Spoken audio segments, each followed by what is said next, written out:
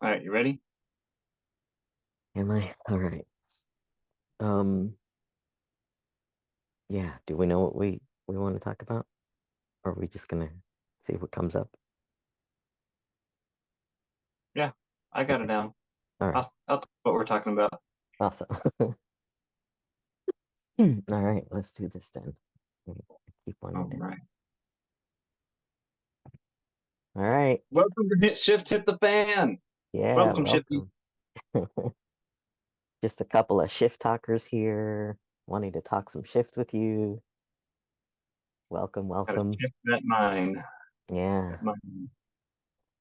yeah. We wanted to pick up on last week's conversation where we were talking about energy medicine. There was so much that we talked about even after the call, and or this after the episode was wrapped up, and we wanted to also talk about honing our energy gifts, like our spiritual gifts that everybody has on some level, but um they sometimes don't know what to do with. Uh, yeah. Yeah, we get Uh, lost in our own spiritual gifts, not knowing what they are sometimes, not even knowing what to do with them or even being afraid of them. I think a lot of the people that we've met in the Twitchyverse, they're afraid to use their gifts, or some of them are just coming back to their gifts that they've had. And it's kind of fun to see people come out of their shell a little bit. mhm. Yeah, which is sort of how we drew our community to us is, hearing people talk about their what's coming up for them, that they're interpreting in one way, and we're like, well, that's your gift, actually. That's your medicine. Why don't you come on over and we'll talk about it, and we'll help you develop that stuff. I was actually even talking about it with a couple of friends last night. Hopefully, some of them will join the call, one of these calls at some point, so we can have more people on. But yeah, talking about, I get questions a lot about what to do with certain communication, certain feelings, their fears, uh, their visions, stuff like that. So I figured it would be a good thing to talk about here to Yeah. help more people. Yeah. And I think I think both of us have kind of discovered our spiritual gifts, or not even spiritual gifts as much as just our healing gifts and our abilities. And I guess spiritual gifts can go pretty wide and broad, and how you consider what you consider spiritual. Mhm, Um, Actually, I think that was something that we were talking about, even just defining spirituality. Like, what is that? And maybe that's something we can touch base on here. Is mhm. you know to define what a spiritual gift is. What is spirituality in that sense? There's so much stuff we want to talk about with you guys. There's so much that comes up. We're like, yeah, it's time. It's time to talk about these things. Good thing we have people in the background keeping us organized so that we don't just go off on all these tangents. If we're listening to them. Yeah, if we listen. Okay, good. We have one topic for today. Let's talk about that one thing. So I guess to that question though, like, how would you define a spiritual gift? So what comes to mind? And it could be, framed also as your energy medicine, your thing, your gift to the world, basically. The things that come up repeatedly for you, the things that you're drawn to, the things that you're um interested in, curious about. Um, it's almost the thing that the super the superhero gift that you wish you had or whatever. um because you get hints of it all through your life. like for me, I talked about last week about Bruce Lee, um, and how he was my access to energy medicine, because I was drawn to his.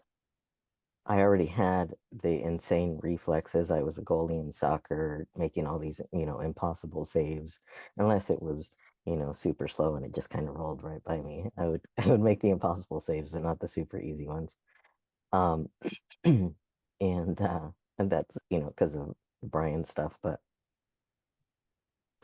you're getting hints about these gifts all throughout your life. And that's how I got mine, is which eventually, over time, um, led to me finally accepting all this woo-woo stuff, that we all actually come into the world with this, with our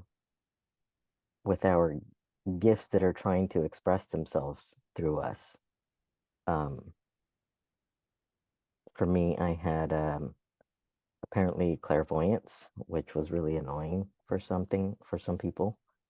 Um, I'm developing the clair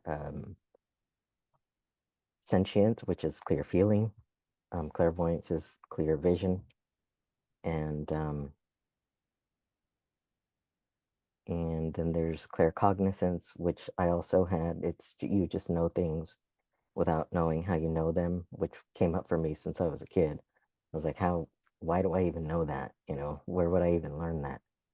Um, and just having really like adult responses to things. Um, and then what's the other one?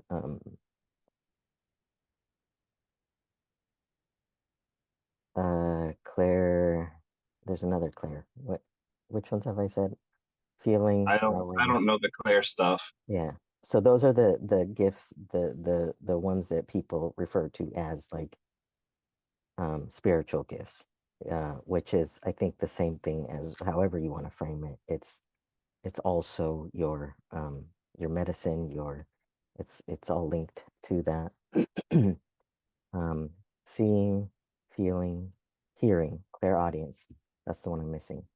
So people will hear things here. Either they're hearing voices or hearing.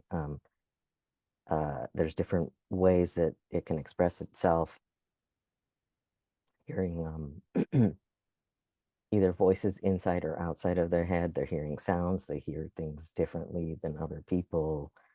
Um, yeah. So it's those are the ones that people refer to as the spiritual gifts. And then there's a difference between somebody who's empathetic and who's clair clair sentient. You can feel other people's stuff, but do you know what to do with that energy, and how to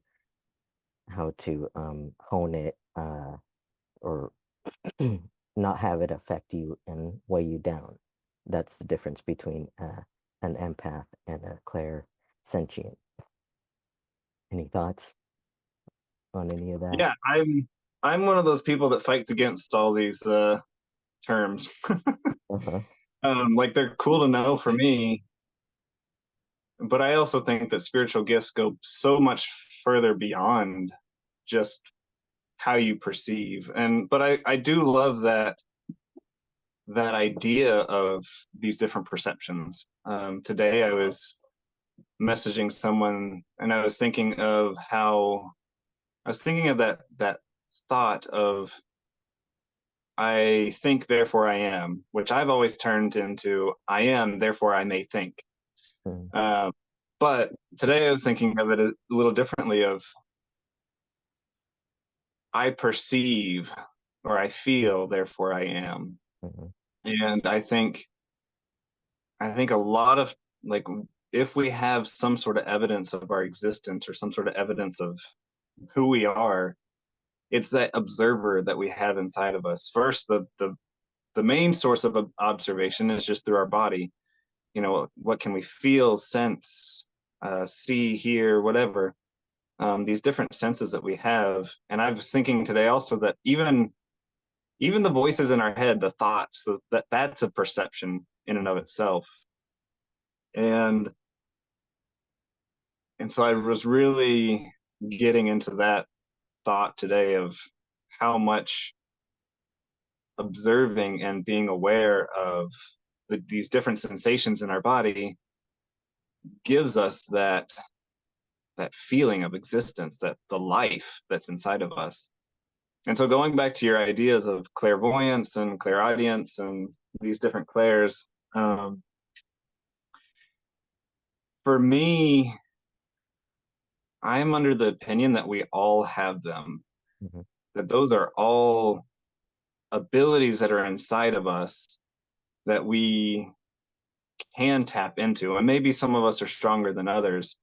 And maybe that gets into genetics. I'm kind of under the belief that everything is more epigenetics and how everything is expressed. Mm-hmm. Just because genes are they just translate into proteins, and then the body uses those proteins however they need. So, but what is the determining factor behind those genes? That's more interesting to me. But a lot of that can get into the conditioning that our parents have come into this world with, and they're, the generations, and then how does that conditioning feed into us, and how is the conditioning that we've been given brought out different gifts, different abilities that we have. Someone who has to be really careful with how somebody else is feeling, like maybe their dad's a raging alcoholic, whereas somebody who's having a really hard time with their emotions, someone who grows up in that environment, they're going to be very empathic and have to know what is somebody else feeling so that they can protect themselves. Mm-hmm. And so I think, we were talking about how people have those gifts and they hide them away because they don't want to know how people are feeling, or they don't want to know these different sounds or thoughts or whatever. They don't want these gifts because those gifts have been developed through traumatic experiences a lot of the times. Mm-hmm. And I think that's kind of how I see it. And as I've come to look into my own gifts and abilities, I don't know that I had a lot of those gifts developed. And so I've had to just tap into them and tap into these things of, well, can I sense this? Can I feel this? And getting into that intuition and learning to trust the intuition and the things that I'm sensing, and letting my mind to be able to create what it is that I'm sensing. Because a lot of the times I'm not so aware of the sensation itself, but my mind is, and my mind will create the image or the whatever it might be, and then I can speak that to somebody and it touches their heart, or I see it in their body, I feel it in their body, some unknown perception, and I can connect with that and help them work through the pain or the whatever it might be inside their own body. Mm-hmm. um, and then I look at like the other gifts that I know that I've developed throughout the years, of like my gift of just being relaxed and being chill and being okay with whatever is happening. And that relaxed, chill feeling I can give to others, and I can give people love that about my presence, and they'll just say, "Oh, let's just hang out so that I can just feel that calm." Mm-hmm. And I can bring that, that because I've worked really hard throughout my life to Yeah. not be angry, to not feel these different things with Having light issues. yeah, I'm noticing. Sorry. You're I'm just good. gonna turn this light off. um but yeah, just that feeling of, I've had to control my anger, control these different things in my life. And so I've been very aware of my own feelings and being able to, what for me has felt like suppressing them, Mhm. But a lot of times it's just, yeah, I'm okay with whatever's going on because I don't, in the past I haven't wanted to feel them, and now I'm just like, yeah, I don't need to be angry, or I don't need to be irritated at some little thing that is happening in life right now. Mhm. So that's a gift I can give to other people, is that energy that just kind of emanates from me. What I like about what you're doing with that is that people will categorize these things that you're talking about into what I mentioned.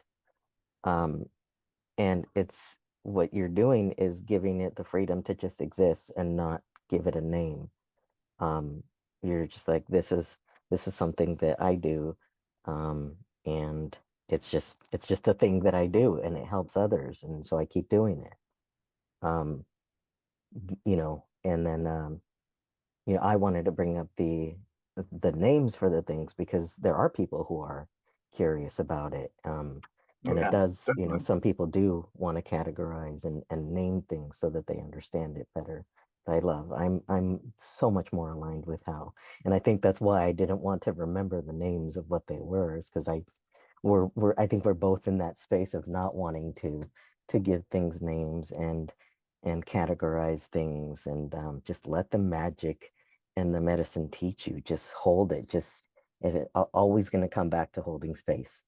Always, because that's what it is. If you want to understand what your fear is telling you, we can put it into one of those categories.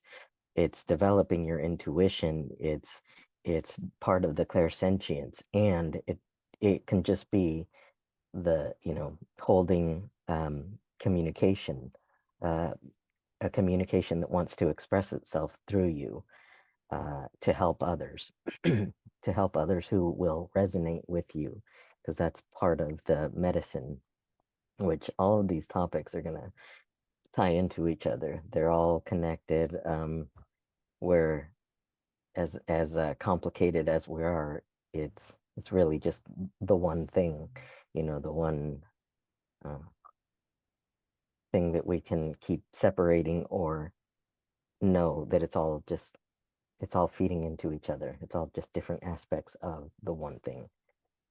Yeah, and I think to that point, and I don't want to like get rid of the categories because I think they can be helpful, especially if someone's like, "Wow, clairaudience, that sounds really cool. Mhm. I want to develop that," and then that gives someone, the ability to go and be curious about that. Mhm. One of the gifts that I feel like I've been trying to develop is that ability to watch where some, like I've been watching people walk lately, and I can see where their tension is in their body and how they're walking, and even feeling that in my own body. I've been working with like, how much relaxation can I give my body while I walk, and then what areas of my body will not relax inside of that. Um, and then and so just perceiving that, and you could say that, yeah, I'm watching them and I just have, it's all visual, but at the same time I can feel like, oh, there's tension in this guy's butt, or there's tension in his left shoulder, or there's tension in these different areas. And just using my intuitive ability, that what draws my attention, Mhm. what draws my perception of what's happening in this Mhm. body. And so I think a lot of times when we want to develop our gifts, when we want to look into what is it that we are good at, what is it that we can help other people with, what is it that I can heal myself with, it's really, what is your interest? What are you interested in? And I felt I've been feeling, I've always had this feeling that I've been ADHD, and lately it's been really bad because I have a job that I don't care about. And it's been great because it's showing me, where are my real interests. Mhm. My interests aren't doing a computer job that happens to pay really well. It's more, I would love to help people with their body and help people understand what's inside of themselves and help them on their own journey of healing so that they can figure out their next steps in life. Um, and so for me, it's been this beautiful thing of, what is my real interest here? And I think that's something that we all have to ask ourselves is what is our true interest? Hmm. What is it that we really are interested in? And then go play with it, go experience it, go, don't take it seriously. And going back to our point of like all these definitions, cool definitions, but screw the definitions, just go play and just Hmm. see what it is that's out there and understand it for yourself Hmm. so that you can just understand how does it feel and how can you translate that feeling into some sort of communication to somebody else. Because like you're Hmm. saying, it's just all, it's one, Hmm. and it's just connecting to that oneness. Hmm. I thought of I think therefore I am. I just recently realized that people are, interpreting that as because I have the ability to think I am. Yeah. And I have always just understood it as um I think I am this thing. That's why I am this thing. Mm. Never knew it had any other like meaning to it. Um, so it was interesting hearing like your take as well. It's like, oh, there's multiple ways you can hear this thing, not just um I believe, and that's why I am the thing. Um, which also leads into what I was the other thought I was having is That's why I've always translated it into I am, therefore I may think. It's like I exist, so why don't I just play with this stuff? uh-huh. Yeah. Into developing our gifts is what I was about to say, and you were alluding to as well. In learning to hold the thing, um, and I think I'll just, refer to them as gifts, is building a relationship with these things. You want to, yes, play with them. People hear voices. What if you just hear them out, you know? Um, no matter what they're saying, you don't have to act on the thing that they're saying. And that kind of gives you the freedom to play like what, they're saying, go kill that person or whatever. And you're like, okay, and then what? Then what are we going to do after that? Right. Um, Dark one. yeah, I go dark pretty quickly. I immediately just go to the worst thing, right? And just kind of entertain the whole process because a lot of times these are just thought forms, just like the the spirits or things that people perceive as spirits, things like that. They are thought forms. They're so intensified that even the thought form thinks it's a real thing. But it's just a cluster of energy that, either you or a group of people have been, believing in sending the energy to. So it's created that it actually has these real effects on people, that it manifests itself into something. Um, but they all can be interacted with as a playful thing. Just hear it out. What is it? What is it? How far will it take you? Um, before it just kind of fizzles out, before it becomes something out and no longer has anything else to say. Um, and all you did was listen to it. You didn't act on it. You didn't do anything else with it. You just heard it out. And it can be really healing for people to actually engage with their gifts. That takes it, from the realm of let's just say, for example, the empath and the clairsentience, just to give it context. The empath will just feel other people's stuff, but the clairsentient is going to know what to do with the information and not have it affect them, right? um just revisiting the thing that I had said before. But yeah, so I just the empath and the clairvoyance is the only clear like definitions that I have. I don't know what people call somebody who sees things versus somebody who actually has and, like, sees things that are bothered by them, and things that other people aren't seeing, but they don't have control over it. I don't know if there's a term for it. There doesn't need to be a term, but then the person that the clairvoyance knows what to do with the information that they're getting visually. And it's all just a matter of how you've engaged with that relationship, um, and how much you've delved into wanting to investigate. And, like, you were saying, Elias, that um, shoot, I just blanked out. Brian, I need you to be on these on these calls with me. All right, do whatever you want, Brian. It was You just want to saying, add hey, anything to you got this. it? Um, I don't remember my own thought now. Um,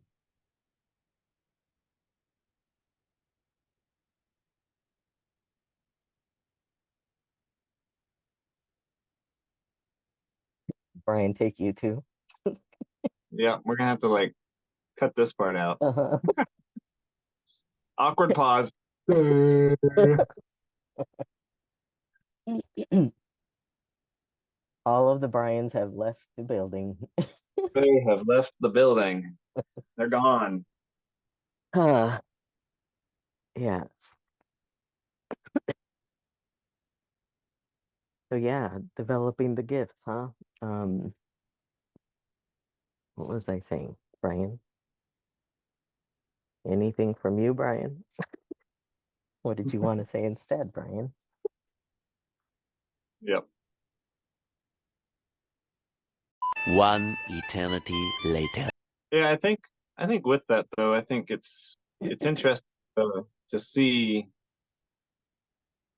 how dynamic it is. And because when you're talking about people who can see things, I think it's almost what can we see with our mind's eye in a lot of times, seeing sounds or hearing colors or um there's these different abilities that we have to see these different things. And I think sometimes it's even, can you see something that's projected out there, an energy, an essence of something? Mhm, When you close your mind, when you close your eyes, what do you see in your mind's eye? And how do we just perceive and use these? It almost seems to me that these spiritual gifts are, I always like to define, or the best definition that I've thought of or that I've found of spirituality, or what the spirit or the spiritual side of things it are, is that it's this blueprint behind everything that exists. And it's almost this potential that we have to fulfill something or to create something or to experience something. And so I think a lot of that spirituality is built inside of our bodies. Like mhm, our bodies are created to have these beautiful spiritual experiences, mhm, to have this physical experience. Like the spiritual side of things is almost the blueprint to the physical. mhm, And as we tap into our body and as we find these various means of relaxing our body so that we can perceive those things, then we really start to tap into what are our gifts. mhm, And to me, that seems like, again, it's relaxing and trusting the things that are there, that are given to us. mhm. It always Which, comes back to relaxation for me. yeah, which leads back to the point I was trying to make, is that reminded me of something else you had said, is to pay attention to what you're drawn to, what you want to do, Yeah. what sounds cool to you. Like, ooh, I'd love to develop that gift. What's that? Um, that's what you want to lean into, because that is your body's communication. No matter how impossible it seems to you, it's your body's communication. these ideas that you're having is that telling you that that's what you should focus on. Don't be afraid to play with it, to start entertaining that you do have that gift, that it's actually wanting to be expressed through you. And that leads to what I wanted to say about actually developing is just intend it. Intend that you have this gift and then sort of, surrender to it. I think, therefore I am, the way that I thought about it. It's like, I think that I have this gift. Therefore I have it. I am that thing. I am. I am that I am. Is the way that I've interpreted. Yeah, I Um, love that I think that's where interpretation of that. yeah. Thanks. Um, because that's what you want to, follow it. You want to follow these desires. It's not a mistake that you have the desire. It's not a mistake that you have these, oh, that would be cool. It's something wanting to express itself. And so yeah, by intending it, and then knowing that it's gonna be expressed through you because it reached you, because it piqued your interest, because it's been trying to, like, it will get ugly, to the opposite uh point if you don't listen to it. So you're even doing a disservice if you're not entertaining these things, to yourself, doing a disservice to yourself, um and to the world if you're not entertaining these things that want to express themselves through you. uh and but yeah, fun, being playful with it, knowing that it wants to express itself and that it wants to build a relationship with you is a key, in actually having it develop. And don't expect it to happen overnight.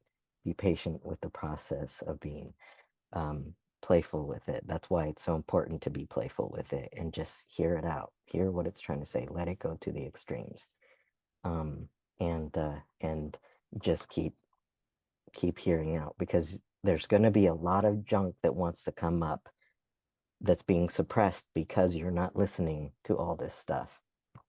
Um, so yeah, entertain it all, have fun with it, Okay. and let yourself be funky and human and whatever. And if Yeah, anything, it reminds me of Bashar's words, his formula or whatever. And if you haven't heard Bashar, go check him out. He's a interesting character. yeah. Um, but his formula is to follow the path that leads to your highest excitement. Not necessarily the thing that's way out there, just what excites you right now.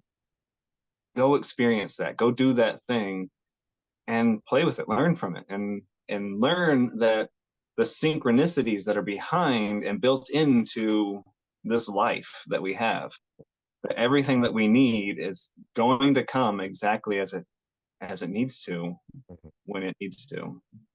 mhm, And I think that's, going back to like what you're saying of having the intent but also surrendering to it. I think it almost is even less than that. It's not even an intent out into the future. Like, you can do that, but almost just, what is your intent right now? What do you want to do right now that will give you that true excitement and joy? mhm, And I think sometimes we get stuck in that feeling of, we want to box that in. We want to box all these things into these shoulds and shouldn'ts and whatnot. But if ever I have this belief that if we were all free to do whatever we wanted to do, we wouldn't be so hurt as we mhm, are right now. Because I don't believe in the natural evil, and what my church used to say as the natural man. I mhm, don't believe that we are inherently evil in any way. I think that we are inherently good. mhm, But as soon as we put some sort of restriction behind behind our desires and how we should be or how we feel or how we have, as soon as we start to restrict that, we create that conflict. And again, that conflict will lead to more conflict, will lead to more conflict until it just keeps snowballing into what we have today. Mm-hmm. I think that's almost even the story. Like if you go back to the Bible, that's the story of Cain and Abel, is that they had a conflict and it didn't end well. Mm-hmm.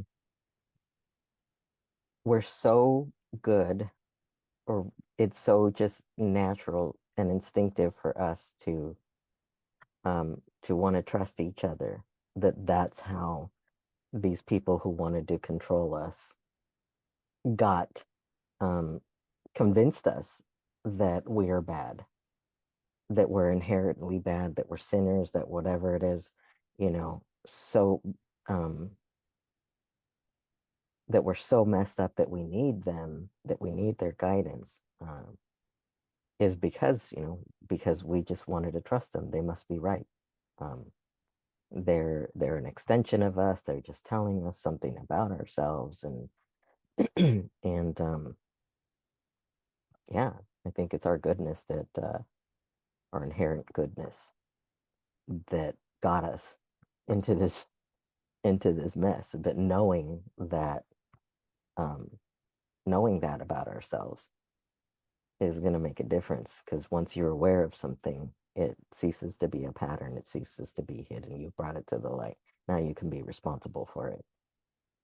And I'm really glad that you cleared up like what intent is, because for me, intent is just planting the seed.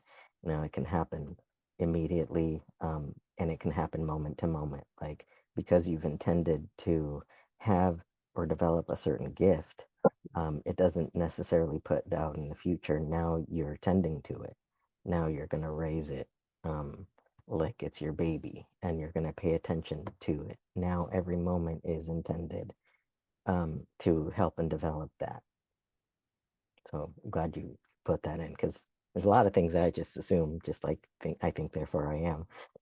Everybody else is thinking the same thing, and apparently my Brian Yeah. doesn't think like the rest of the people. Well, and I think that's a big part of manifestation too. And we're jumping from spiritual gifts to manifestation, but even manifestation is a gift that we can play with. Like manifestation isn't so much creating this specific outcome. It's cool. I want this thing, or I want to play with this one thing in my life. And then you keep playing with it and playing with it and playing with it. And it just becomes your intent. Becomes your play child, I guess, in some ways, like this thing that you can play with over and over again until you finally get that result. Mm-hmm. And I think that's where they come in with, you have to have good vibes about it. You have to have good feelings and good emotions. Bring in those good feelings and emotions. And when you have a doubt that it's going to tear down whatever it is that you're chasing, because you're not playing with it anymore. You're not having fun with this dream that you are creating inside your mind. And I think there's a place for those type of things, those feel good feelings and those that good outlook on whatever it is that's happening with no expectation. And there's also a place of, where is my trauma? Where is my shadow? Where's my these different things? And I have found that manifestation has brought those things out for me. Like they have brought out my doubts. They have brought out these different shadows in my life that I've had to look at deeper Mm-hmm. levels, and like, all right, I want this thing. Okay, there's this thing blocking me, and now it's deeper and it gets deeper and it gets deeper. Mm-hmm. And it's almost depressing in some ways, because the thing that you want is so different from the life that you're living, but you don't realize that you've already manifested the life that you're living. Mm-hmm. And everything that you have, all the conditioning that you have around you has kept you right where you are. Mm-hmm. And so you have to break through all that conditioning if you want that other thing that's way outside of what you have right now. Mm-hmm. That's exactly what I was talking about when I was mentioning all the stuff that's going to come up in the process of you building that relationship with your gift. You're going to have all these emotions. You're going to have to hear all these things out. Just learn to hold them and let them express themselves, because those are the very things that are standing in the way of, like, you, as soon as you plant that seed that you want this thing to manifest, you're just being shown what it is that you've had in the way of already having that. Because, like the source or whatever it is that created you, the reason you have the idea, um, uh, is that part that wants to just express itself. I I just wanted to keep talking, even though Brian cut me off in my thought to see if it would come back. Um, all right. It's an interesting place to dive into with manifestation and desires and whatnot, because it really will show you the dark side. And I think there is a possibility that you can make everything a very playful moment, but you're going to run into what has kept me from being so playful in the first part. What has kept me from being in this present moment and being excited about what it is that I want to create.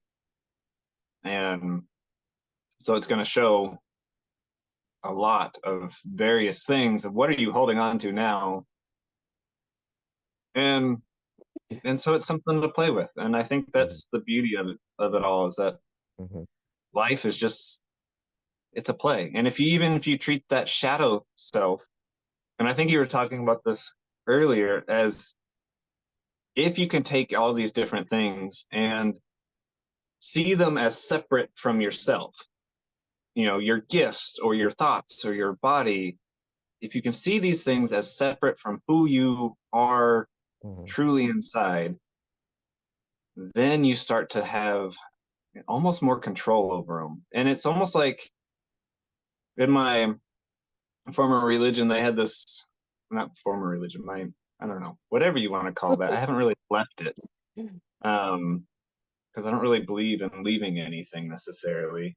Um, but anyways, in that they had a scripture that said um, that the keys of the priesthood, or the keys of basically just life in general, are on persuasion and compassion and love and all these different things. And I've always thought about that part of persuasion, because when we really start to listen to things, we're able to persuade them to say, hey, mhm, this is what I see and feel and hear. And it becomes this work and play of, you're listening to this thing and it tells you what it wants, and it listens to you then, and you tell it what do you want. mhm, and and then it just starts to grow, and it mhm, starts to develop and blossom and become this beautiful play of, what are we creating together? What is mhm, my inner who is what is my inner self, my inner whatever my inner thing is, how is this interacting with the body that I have, with this life that I have, with the other people, the other intelligences mhm, that exist in this life? How is that interacting, and how is that forming all these different things? mhm. That's exactly what people are talking about when they say making friends with the monsters under your bed or whatever. Making friends with your shadow is Hmm. is exactly that. It's interacting with it, playing with it, listening to it, making it your friend, your ally, because it is, it is actually there to help you. It's an ally. It's communication that had to get so ugly before you listen to it, so that you would, so that it would get your attention. Um, is it actually just wants to help you and be your friend and ally in whatever you're doing. Yeah, Yeah. and I think that's a good. I think that's a good ending point, and just saying that the spiritual gifts that we have, that are so often developed because of trauma, because of Mhm, these things that have forced us to say, I need to be careful of this, I need to watch this in mhm, my life, I need to be hyper aware of these things. We can take those and separate them and say, those aren't myself, those things aren't me, but it's an ability and a gift that I can give to others, and can give to myself, and reframe it to say, and redefine it in a lot of ways. Mm-hmm. It can be something that's joyful and playful, and we turn our traumas into these strengths, these, the things that feel weak to us suddenly become strong.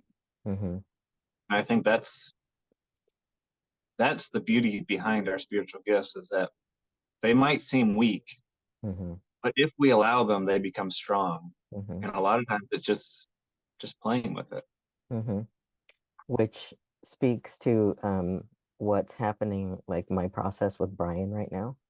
Brian is being a certain way, being extra Brian, because I've been giving my focus, because I've been intending to heal. So now I'm dealing with whatever's been in the way of me experiencing um, the flow that I used to have with words, and the recollection that I used to have. People, used to talk about how like impeccable my memory was and all this stuff, and would rely on me for certain things. I was always told I have a way with words, all this stuff. So now that there was something that happened, well, injuries, head trauma, whatever. Um, but what I'm doing now is paying attention to these moments. I'm watching the recording to see if there's any feeling that comes up when Brian just suddenly shuts down the word. This is how I'm engaging with the thing. It's a real life. You're witnessing um what affects me working on and intending to heal Brian has in real time, and and I get to play with it, and that's why I'm playful with Brian and include him as a guest. I mean, as a yeah, as a guest host, um, interact with that, and yeah, that's that's what I'll be doing in real time. That's what it looks like for me. So yeah, the end. And that's the shift. Yeah, that was the Go, whole shift go and be nothing but the playful. shift. Shift yourself to be playful. Once you find some playfulness in things, you'll find your gift. You'll find what you're Yes, good at. And people will exactly. just attract to that gift and Hmm. be so grateful for it. Yeah, there's nothing you cannot work through. All right. Thanks, Shifties. See you next week. See you next week, shift heads. People actually like that one, so I'm keeping it. All right.